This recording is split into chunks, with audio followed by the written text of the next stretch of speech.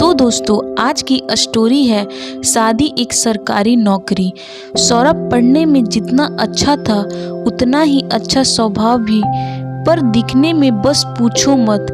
उसके नैन नक्श सामान्य और गहरा काला रंग।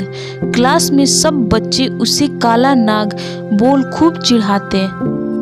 वो कभी कभी बहुत चिढ़ जाता, परेशान हो जाता, पर किसी से शिकायत करने का कोई फायदा नहीं। वो बहुत जल्द इस बात को समझ गया था। लड़कियां तो सिर्फ उससे नोट्स पढ़ाई के मतलब से ही बात करती, पर वो सबकी मदद करने के लिए हमेशा तैयार रहता। समय बीता और सौरभ को बहुत अच्छी सरकारी नौकरी मिल गई। और जहां लड़कियां सिर्फ मतलब से बात करती थी, वहीं एक से एक सुंदर लड़कियों के रिश्ते आने लग गए।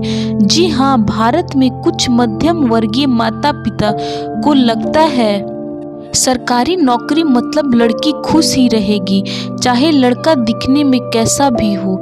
कुछ माता पिता तो घर बार घर वालों की जानकारी भी हासिल नहीं करते, जैसी लड़की बोझ से बस शादी हो जाए। जब सौरभ ने कविता को देखा, वो उसे पहली नज़र में पसंद आ गई। कविता पढ़ने में सामान्य पर दिखने में सुंदर गोरी चिट्टी थी।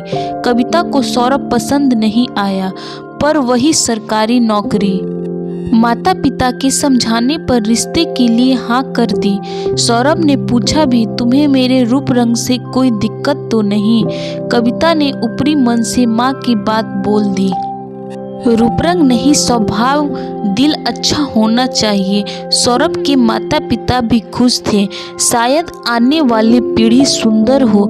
शादी के बाद कुछ महीने हंसते खेलते अच्छे से गुजर गए, पर जब भी सौरभ कविता साथ बाहर जाते, लोग कविता की खूबसूरती की तारीफ करते ना थकते।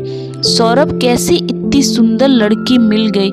सौरभ को तो सुनने की आदत थी, पर कविता ताने सुन अंदर तक जल जाती। गुस्सा भी बहुत आता, काबू कर लेती। धीरे धीरे उसने सौरभ के साथ बाहर जाना कम कर दिया। सौरभ को भी देर से ही सही बात समझ में आ गई कि कविता ने बेमन से शादी की है। सौरभ कविता को खुश रखने की हर कोशिश करता और उसके माता पिता बेटी की तरह प्यार करते, पर दोनों में दूरियां आने लगी। कविता प्रेग्नेंट थी और सबको एक ही उम्मीद सुंदर बच्चे की। कविता ने एक बेटी को जन्म दिया। उसके नैन नक्शे कविता पर और रंग सौरभ पर गया। सबके सपने जैसे टूट गए, पर सौरभ खुश था अपनी बेटी के लिए, ये सोच के कि उसे खूब पढ़ा लिखा अच्छा इंसान बनाएगा। हाँ, लोग उसे भी चिढ़ाएंगे, पर वह भी सबका सामना करना जरूर सीख जाएगी।